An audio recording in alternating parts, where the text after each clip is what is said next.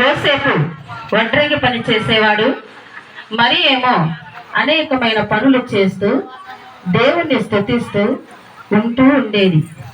అదే విధంగా ప్రార్థిస్తూ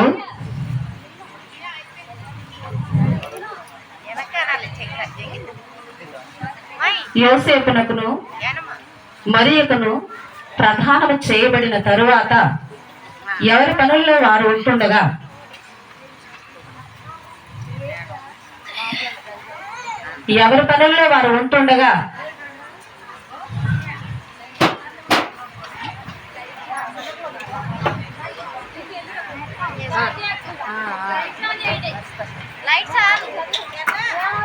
మరియా దేవునికి ప్రార్థిస్తూ ఉండగా దేవుని దూత మరియను దర్శించి మరియతో, దయాప్రాప్తురాలా, నీకు శుభము,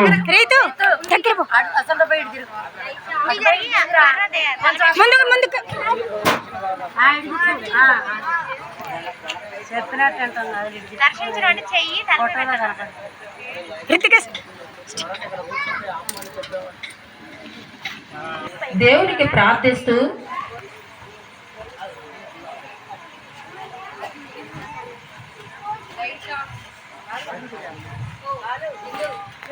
దేవుని దూత మరియను దర్శించి మరియతో, దయాప్రాప్తురాలా, నీకు శుభము, ప్రభు నీకు తోడై ఉన్నాడు అని చెప్పినప్పుడు మరియ దేవదూత మాటలకు తొందరపడి, దూత, మరియా భయపడకము, నీవు దేవుని వలన కృప పొందితివి.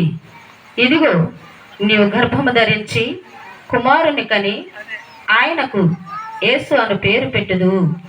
ఆయన గొప్పవాడై సర్వోన్నతుని కుమారుడుగా పిలువబడును. అప్పుడు మరియ, నేను పురుషుణ్ణి ఎరుగని దాననే, నాకు వివాహము నిత్యమైనదే, కానీ ఇది ఎలా జరుగుతుంది, ఇది ఎలా సాధ్యం అని మరియ తనలో తాను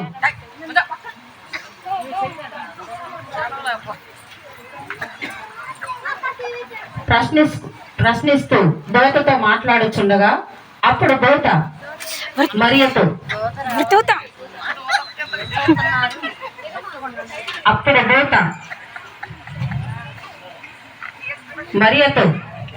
పరిశుద్ధాత్మ వలన నీకు కుమారుడు అనబడును, అతడు దేవుని కుమారుడుగా పిలువబడును అని చెప్పినప్పుడు మరియ గర్భం దాల్చింది.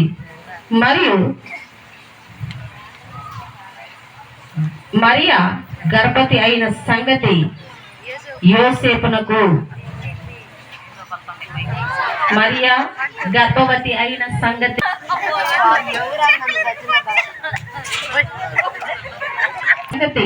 యోసేపునకు తెలిసి, ఈ లోకంలో నేను ఎలా బ్రతకగలను, అనేకమైన నిందలు నేను ఎలా తట్టుకోగలను, మరియకు నాకు వివాహము నిత్యమైనదే, కానీ మేమింకా ఏకము కాలేదు కదా, మరియకు గర్భం ఎలా దాల్చింది, నేను ఆమెను రహస్యంగా ఆమెను అవమానపరచకుండా విడిచిపెట్టడమే మంచిది అని యోసేపు ఆలోచించుకొనుచుండగా,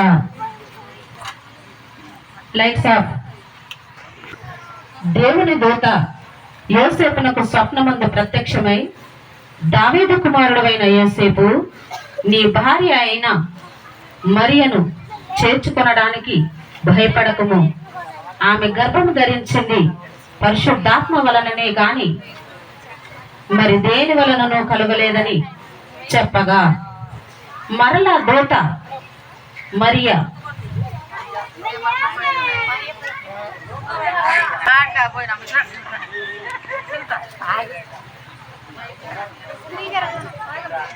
ఎలిజబెత్ కూడా వృద్ధాప్యమందు గర్భము దాల్చింది. ఆమెకు ఇది 6వ నెల. ఎలిజబెత్ ఇంటికి వెళ్ళి ఎలిజబెత్తుకు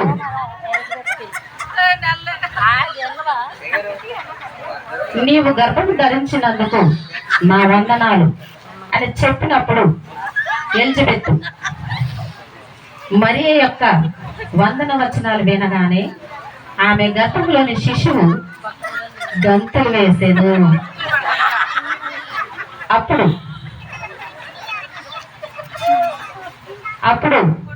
ఎలిజబెత్ పరిశుద్ధాత్మతో నిండుకొని నీవు స్త్రీలలో ఆశీర్వదించబడిన దానవు, నీ గర్భఫలము ఆశీర్వదించబడును అని ప్రవచించి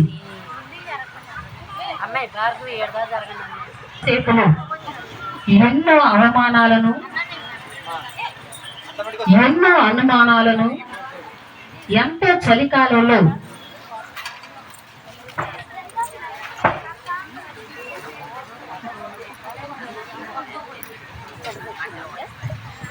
అమ్మా నొప్పి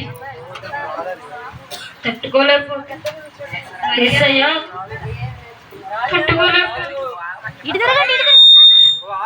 నొప్పి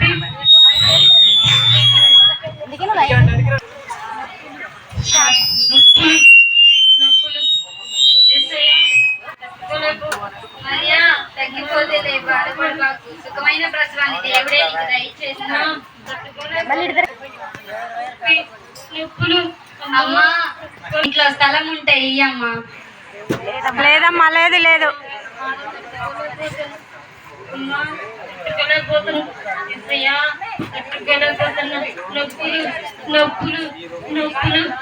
ఏం కాదులే మరియా, తగ్గిపోతాయిలే, దేవుడే సుఖమైన ప్రసవాన్ని ఇస్తాడులే. అమ్మా కొంచెం స్థలం ఉంటే ఇయ్యమ్మా దయచేసి. అమ్మా కొంచెం స్థలం ఉంటే ఇయ్యమ్మా.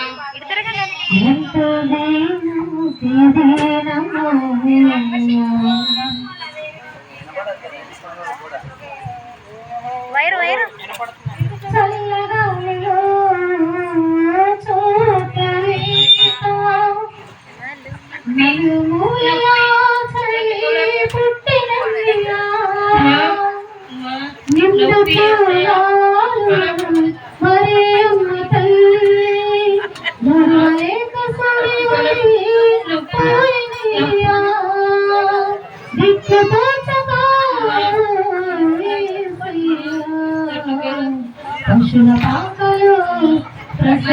బాధపడకు, దేవుడే నీకు సుఖమైన ప్రసవాన్ని ఇస్తాడు. ఎవరో ఇంట్లోనైనా సహాయం దేవుడు నీకు చేస్తాడు. బాధపడకు మరియా.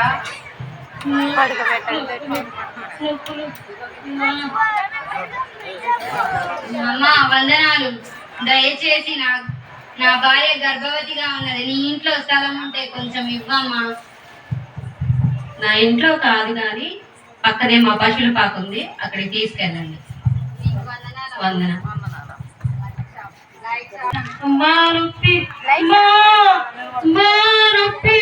నొప్పులు తట్టుకోలేకపోతున్నా అమ్మా.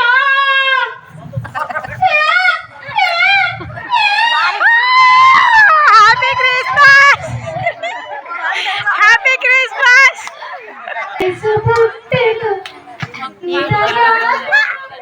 అదే అగో చిన్నది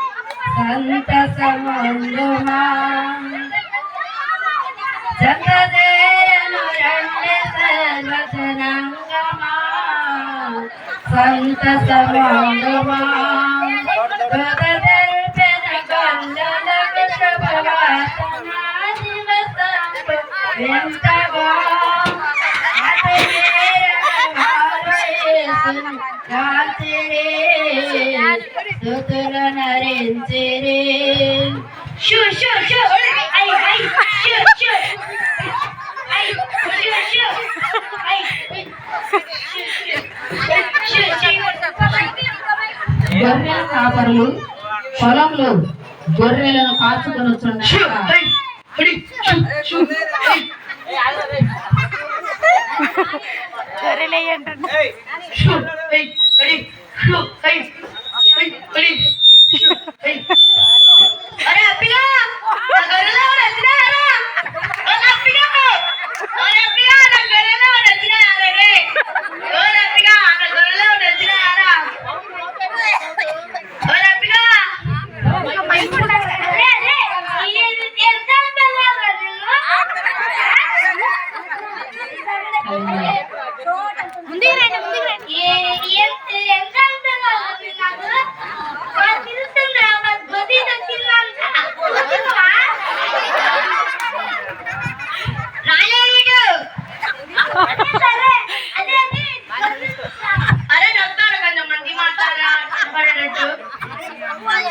ఇంకో మైక్ ఉండాలి కదా ప్రసంగి.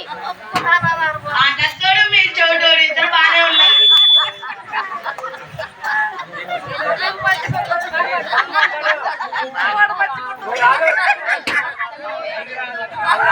అరే ముందుకు రండి, ముందుకు జరగండి, మైక్ వచ్చింది.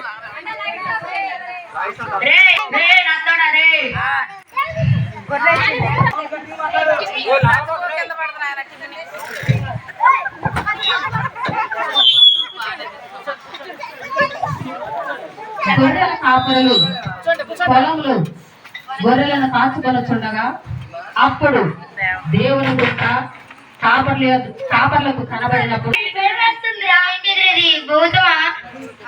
అప్పుడు దూత మరల భయపడకుడి, ఇదిగో ప్రజలందరికీ కలుగబోవు మహా సంతోషకరమైన సువర్తమానము నేను మీకు చెబుతున్నాను.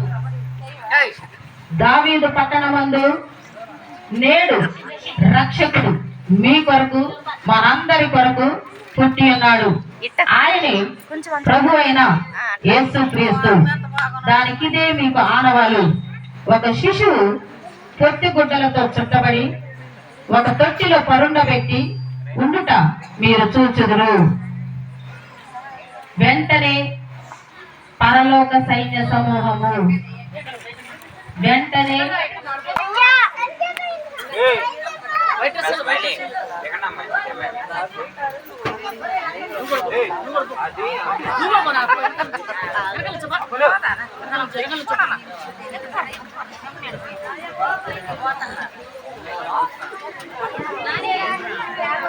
స్థలములలో దేవునికి మహిమయు ఆయనకి ఇష్టలైన మనుషులకు భూమి మీద సమాధానం కలుగును గాక అని దేవునికి స్తోత్రము చేయుచు నేను.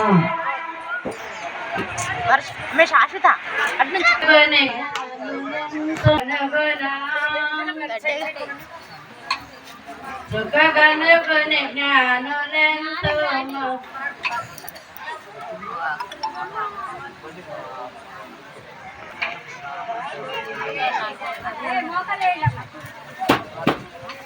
అప్పుడు తూర్పు దేశపు జ్ఞానులకు ఒక నక్షత్రమును చూసి